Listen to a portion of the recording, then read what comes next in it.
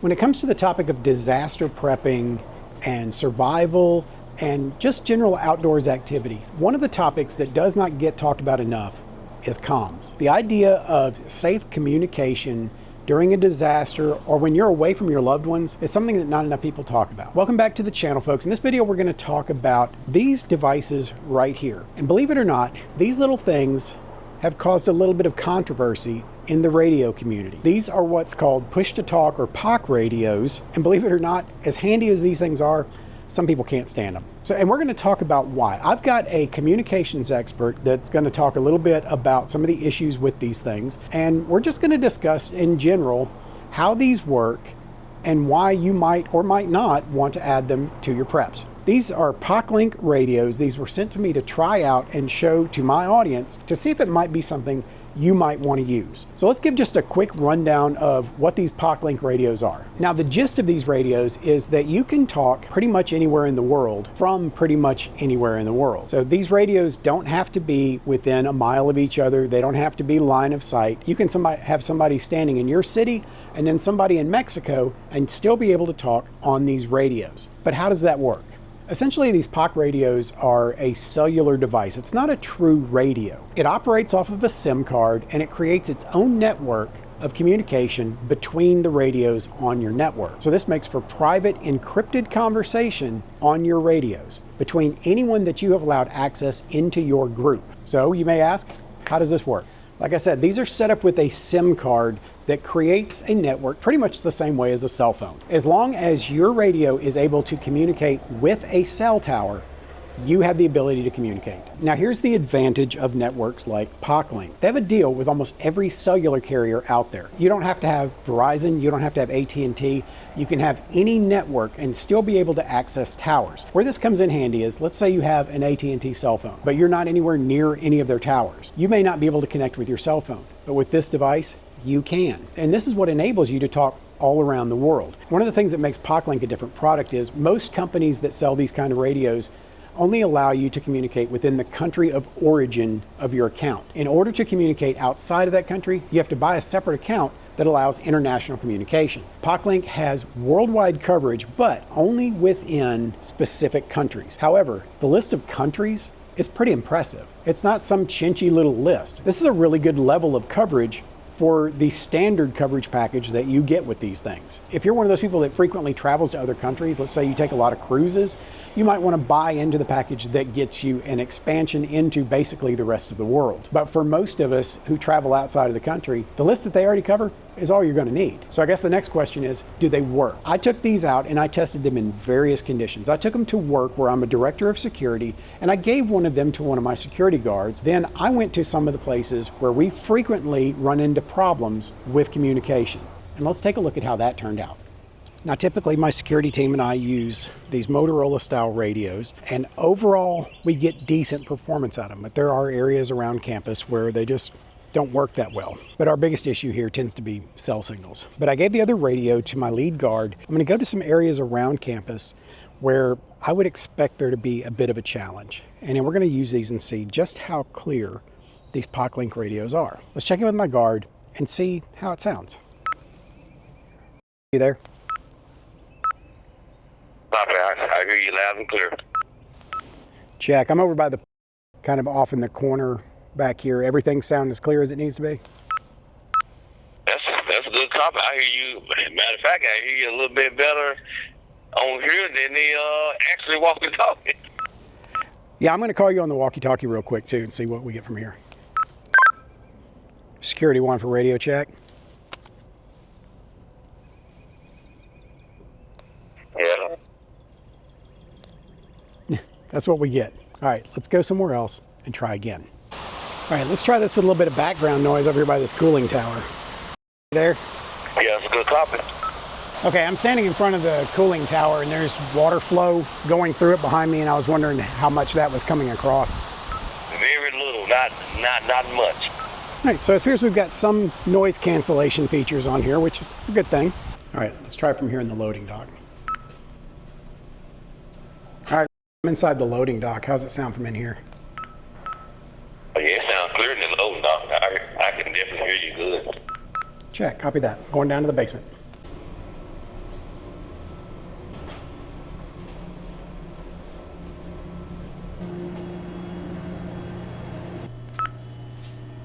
All right, I'm in the deepest, darkest parts of the basement. Can you hear me from down here? Yeah, that's a cop. I hear you clear. You're coming through crystal clear too. That's a good signal given where I'm standing right now. But I like these. These is very clear. So recently we went on a family trip. My daughter and her kids rode in one car, my wife and I rode in another car, and we went through an area where we frequently have trouble communicating with our cell phones. So we decided as we passed through those areas to try out these radios and see what kind of coverage we got. I was really impressed with the fact that we were still able to talk in a lot of places. There were some places where we did not get any communication, but that's because there were no cell towers anywhere around us. We were out in the middle of nowhere, but for the most part, they worked pretty well. Now, one of the reasons why this kind of communication works better than cell phones in areas like that is the way push-to-talk technology works is once you activate the talk button on the side, it sends out the message that you are transmitting. That goes and finds the nearest tower and then jumps forward to the other device. Where that's different from a regular cell phone, in order to have a two-way cell phone conversation, both phones have to attach to a cellular signal for the entirety of that communication. Otherwise, you get dropped calls. Because this doesn't need that level of connection, it can kind of slip through the cracks. Even on an overloaded network, this doesn't require the constant connection in order to be able to have a conversation. Because the conversation is broken up into little bite-sized pieces, it slips through where all of the other communication is going on. They also achieve a higher level of connection over regular traffic. So the calls that go out over this tend to be prioritized over a standard cellular call. Now, because this uses push-to-talk technology, it's not a true two-way open conversation. You have to wait until the other person is finished talking before you're going to be able to respond to them. Now, one thing that I did notice on these radios though, if you transmit your call and you turn around and rekey your device, and you start to talk again, and the other person has just received your original call and starts to talk back to you, it's going to continue to give them whichever signal went out first. So if your follow-up comment went out before they keyed up their microphone, they're still going to be able to hear that. Whereas on a standard radio, that's going to come across garbled because you pushing that push to talk button is going to interfere with their original transmission. That's one thing that I like about this is that that other person is going to realize they are talking over you and they're going to know they need to try again. Whereas on a standard radio, you might not realize that you just overtalk someone else. Now, I said earlier that these things tend to be a little controversial, and the reason for that is that the companies that sell these advertise them as a radio that allows you to talk all across the country. And that's not technically true. This is where people get a little put out with these products. It's not really a true representation of what this product is. This is not a radio, it's a cell phone. So your hardcore radio people, your ham radio guys and people like that get really put out, and they don't even give these things a chance because you've already turned them off by presenting this as a radio that talks around the world. And so what you end up with is a bunch of people in an entire industry that have no interest in your product or even giving it a chance because you've already turned them off. So I've got a really good friend of mine who is a communications expert. His name is Jason. Jason helped me out a lot with the research on this particular device and figuring out where its strengths and weaknesses lie. So let's go back to the studio real quick and have a quick conversation with Jason over the radios so that not only can you hear his opinion on it, but you can hear the quality of transmission through the radio. All right, so let's check in with my buddy Jason. By the way, if you hear a bunch of noise in the background, there's a roof going on the house today. I was hoping they'd be done by the time we got to filming, but you're probably gonna hear a lot of racket. Hey Jason, are you there? Yes, indeed. I read you loud and clear. Good deal. Hey, tell us a little bit about yourself.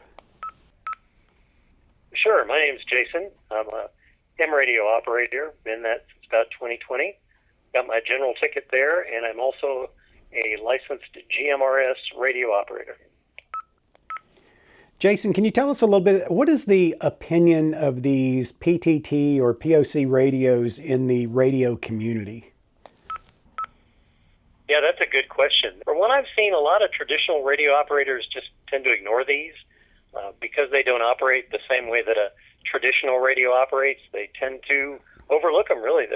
There's just not a lot out there. All right, well, you as a radio guy and knowing what you've learned in the process of us working on this video, what do you think are the positives of going with this kind of technology? Sure. Well, one of the big ones is I like the idea of secure communication. That's a big one for a lot of preppers and a lot of other people. It's a big criticism against ham radio.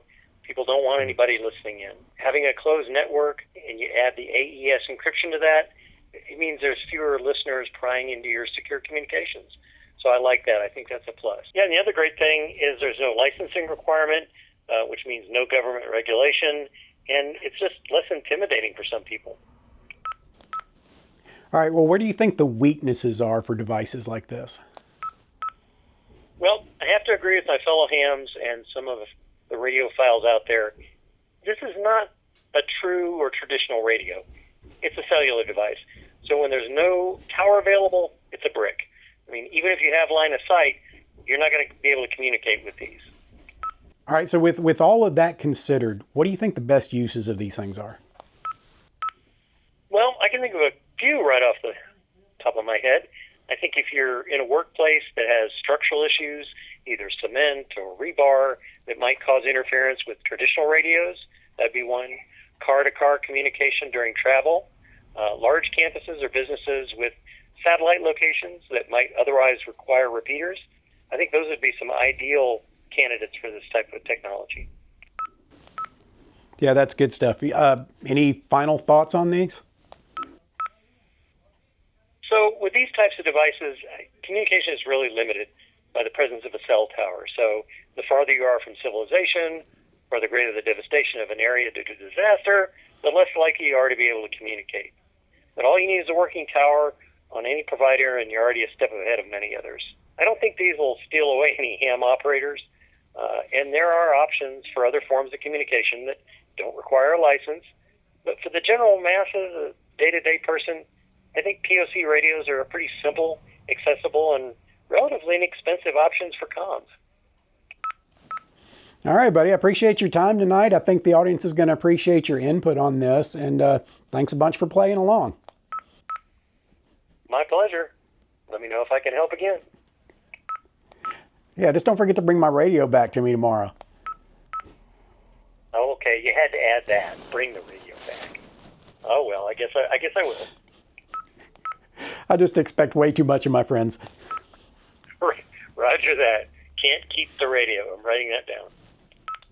So there is a communication expert's opinion on the pros and cons of this device. Now, I want to give you mine. So here's my pros for this particular item. I think it's an outstanding way to communicate in a number of scenarios. Using on a job site, these are great. Using them with family travel, outstanding. Using them on excursions where you're out in the wild can be iffy, but if there is a cell tower within range, you're going to be able to communicate back to home base. Now, one of the things that I think is a great advantage to these is using them as a disaster radio. And one of the things that I think would render it completely useless is a true SHTF situation. If all the signals are down, electricity's out, this thing is worthless. You can't even use it with line of sight. However, if you are in a disaster zone and there is so much as a single operational cell tower in your area, you can still possibly get communication through that tower. It doesn't matter what service that tower has. As long as you can connect with that tower, you can communicate with the person on the other end. So yes,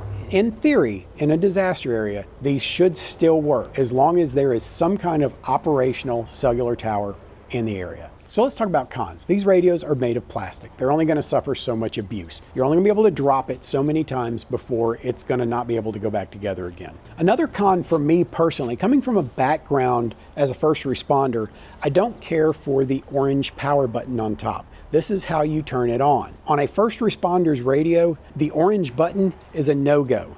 That's a man down button. That's what you hit when you can't communicate in any other way and you need to send out a signal that you're in trouble. So first responders using these radios might think twice about wanting to push that button. I think I would make that button green or red or anything but orange, because that color right there signifies trouble on the end of the user. I do think that the companies that make these things create problems for themselves when they advertise it as a worldwide radio. That's really not what it is. I think they need to change the particular direction that they go in with that and just call it what it is. I've been really impressed with these Poclink radios during the time that I've had to test them.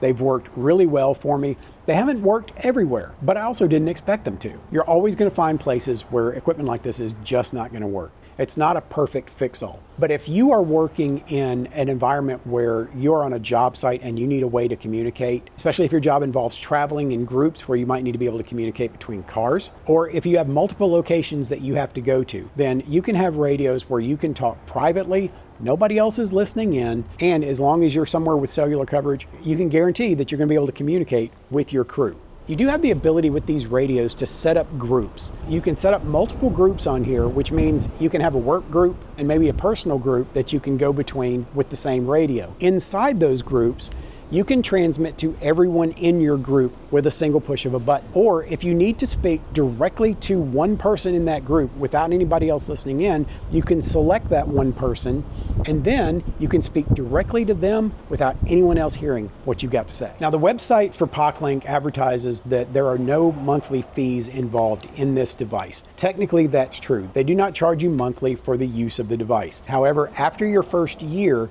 you do have to pay a renewal fee of $50 per radio for that year. That just keeps you on that network and gives you the ownership of the network that you're using. If you buy into the worldwide package, then you have to pay for that as well. But this is not something where you're going to get billed every month just to use these radios. As usual, the folks at Poclink have extended a discount to my viewers. Go down there and follow the link in the description box below and then see how much these radios are going to be with that discount. Let them know that Dad Budget Adventures sent you and that you're anxious to check out their gear. So that's it for my review of the Poclink push-to-talk radios. If you enjoyed this content, give us a thumbs up. Also, don't forget to subscribe to the channel if you haven't already. Hit that notification bell to be made aware of all upcoming videos. And as always, feed the algorithm. Leave me a comment. Tell me if you've tried this equipment or if you're anxious to go and get one for yourself and try it out. And if you've had any experience with push-to-talk radios, I'd love to hear your thoughts on it. I'd like to hear what you think the strengths and the weaknesses are for this particular kind of communication. That's going to be it for this one. And until the next one, prepare for the world that you live in, not the one you wish existed. And we'll see you around.